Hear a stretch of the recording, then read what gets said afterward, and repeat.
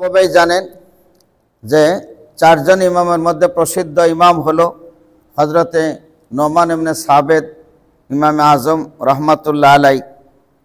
কাজে অনেক মানুষ বলে যে ইমাম আজম রহমাতুল্লাহ আলাই হাদিস সম্পর্কে জ্ঞান গরিমা কম, কিন্তু আপনারা জানেন যে বুখারী শরীফের মধ্যে 22টি সুলাসিয়াতের হাদিস আছে, তার মধ্যে 20টি হাদিস হানাফি মাযহাবের মুহাদ্দিসিনরা ইমামে আজম রহমাতুল্লাহের কাছ থেকে নিয়েছেন। আর এই 20 জনই হলে ইমাম আজম রহমাতুল্লাহের ছাত্র।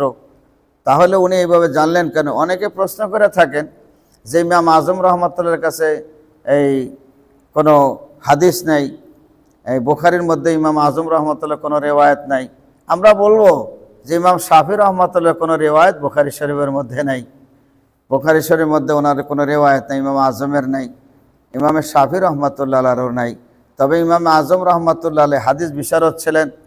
উনি হাদিসের দিকে না গিয়ে তিনি ফিকার উপর মেহনত করেছেন, বেশি ফিকার মধ্যেই থাকছেন। কিন্তু ফিকে হানাফির 20 জন মুহাদ্দিসিন ইমামে আজম রহমাতুল্লাহ আলাইহির কাছ থেকে নিয়েছেন। কাজেই সুলাসিয়াতের হাদিসগুলো আছে 22টি, তার মধ্যে 20 জন হলো হানাফি মুহাদ্দিসিন। এই হানাফি মুহাদ্দিসিন ব্যাগগুলোই হলো ইমামে আজম রহমাতুল্লাহ আলাইহির ছাত্র। আর ইমামে আজম রহমাতুল্লাহ আলাইহি ইনি তাবিঈন ছিলেন। 70 জন সাহাবায়ে কেরামের সাথে ওনার সাক্ষাৎ ছিল। মুহাদ্দিসিন ইজাম নামক কিতাবের মধ্যে উল্লেখ করেছেন, ওই কিতাবটা আমার কাছে আছে, আপনারা দেখে নিন। কিতাবের নাম হলো মুহাদ্দিসিন ইজাম, তার মধ্যে উল্লেখ করা আছে। হানাফি মাযহাবের বিরুদ্ধে বিশেষভাবে এই অভিযোগ করা হয়, হানাফিগণ সাধারণত দুর্বল হাদিসের উপর আমল করে থাকেন। মূলত এটা বিদ্বেষপ্রসূত অভিযোগ, অসার ভিত্তিহীন উদ্দেশ্য প্রমাণিত প্রোপাগান্ডা। আমরা বলি কেউ যদি ইনসাফের সাথে হানাফি মাযহাবের গ্রন্থগুলি পাঠ করেন, নিরপেক্ষ মন ও দৃষ্টিভঙ্গি নিয়ে প্রকৃত সত্যকে জানার জন্য কেউ যদি সবিশেষ নিম্নবর্ণিত গ্রন্থগুলি পাঠ করেন, তাহলে সহজেই অনুমান করতে পারবেন যে এই অভিযোগ কতটা বায়বীয় ও অর্থহীন। এই কথাটা কত বড় মানে কি বলে আপনার এটা গ্রহণযোগ্য, তাদের কথাগুলো ঠিক না, এমনটাই। শরহ মানিল আসার ইমামে তাহাবি রহমাতুল্লাহ আলাই, ফতুল কাদির ইবনুল হুমাম রহমাতুল্লাহ আলাই, নাসবুর রায়াহা আল্লামা জায়লাই রহমাতুল্লাহ আলাই, আল জাওহারুন নাকি আল মারদানি রহমাতুল্লাহ আলাই, উমাদাতুল কারি আল্লামা আইনি রহমাতুল্লাহ আলাই, ফতুল মুসলিম আল্লামা শাব্বির আহমদ ওসমান রহমাতুল্লাহ আলাই, বাজদুল মাজহুদ আল্লামা খলিল আহমদ সাহরম্বী রহমাতুল্লাহ আলাই। আপনারা জানেন খলিল আহমদ সাহরম্বী রহমাতুল্লাহ আলাই তিনি আবু দাউদ শরীফের সরা করেছেন বাজলুল মজহুদ, সেটা পড়ে দেখতে পারেন, অত্যন্ত গুরুত্বপূর্ণ সরা। ইলাউস সুনান মৌলানা জাহবুর আহমদ ওসমানী, মারিফুস সুনান মৌলানা ইউসুফ বিন নুরি রহমাতুল্লাহ আলাই। যে ইউসুফ বিন নুরি রহমাতুল্লাহর কথা আপনারা শুনছেন, যে হজরতে যাত্রাবাড়ি শাইখুল ইসলাম মৌলানা মাহমুদুল হাসান সাহেবের ওস্তাদ, এরপরে বাবু নগরী রহমাতুল্লাহর ওস্তাদ, ফজলুল হক আমিনী রহমাতুল্লাহর ওস্তাদ। তো মারিফুস সুনানের মধ্যে দেখলেই পাবেন যে তারা কীভাবে লিখছেন। ফয়জুল বারি আল্লামা আনোয়ার শাহ কাশ্মীর রহমাতুল্লাহ আলাই।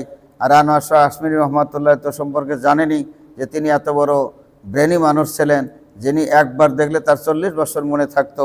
ওনার ছেলে আমাদের ওস্তাদ, একটা হাদিস পড়েছি, বাংলাদেশেও পড়েছি, করাচিতেও পড়েছি। উনি বলেন যে আমার বাবা একবার দেখলে 40 বছর মনে থাকে, আমার কি 40 মাস মনে থাকবে না? এরকম বড় ধরনের মানুষ তারা ছিলেন। উল্লিখিত গ্রন্থবলী কোরআন সুন্নাহের আলোকে হানাফি মাযহাবকে উপস্থাপন করা হয়েছে। প্রতিটি মাসআলাকে কোরআন সুন্নাহ সুস্পষ্ট দলিল দ্বারা প্রতিষ্ঠিত করা হয়েছে। তাই বিস্তারিত জানতে হলে সব গ্রন্থ পাঠ করা অনিবার্যভাবে জরুরি। তারপরও আমরা এখানে কয়েকটি মৌলিক বিষয় তুলে ধরছি। প্রথম নম্বর, সর্বপ্রথম যে কথাটি বলা প্রয়োজন তা হলো সহিহ হাদিস কেবল বুখারী ও মুসলিম শরীফের মধ্যেই সীমাবদ্ধ নয়, বরং যে কোনো হাদিসের বিশুদ্ধতা নির্ভর করে হাদিস শাস্ত্রের মূলনীতিতে বর্ণিত শর্তাবলীর উপর। তাই কোনো হাদিসের মধ্যে যদি সেসব শর্ত পাওয়া যায় তাহলে সেটা সহি, অন্যথায় সহি নয়।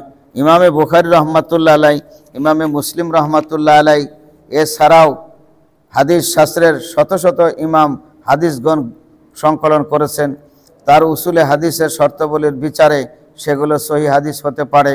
আর কোনো হাদিস বুখারী ও মুসলিমে নেই বলেই তা মারজুহ বলে বিবেচিত হবে, আর বুখারী মুসলিমে থাকলেই তা রাজে তথা অগ্রাধিকারযোগ্য বলে বিবেচিত হবে, এমনটি নয়। বরং অন্যান্য কিতাবের হাদিস বিশুদ্ধভাবে বিচারে বুখারী ও মুসলিম শরীফের হাদিসের মানের উত্তীর্ণ হতে পারে। বুখারী ও মুসলিম বর্ণিত হাদিসের চাইতেও অধিক সহি ও বিশুদ্ধতর। যেমন ইবনে মাজাহ শরীফের সিয়াসেত্তার মধ্যে অধিক সহি ও বিশুদ্ধতর।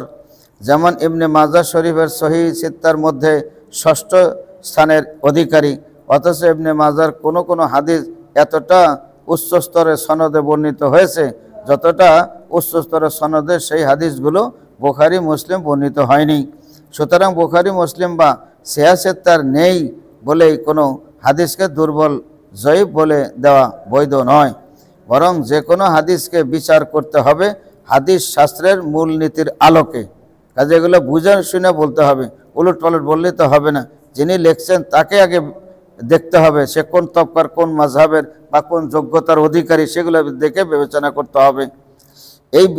এই বিষয়টি মাথায় রেখে কেউ যদি বিচার করে তাহলে হানাফি মাযহাবের বিরুদ্ধে প্রচারিত অনেক অভিযোগ এমনিতেই শেষ হয়ে যাবে, যেগুলোর কোনো মৌলিক ভিত্তি নেই।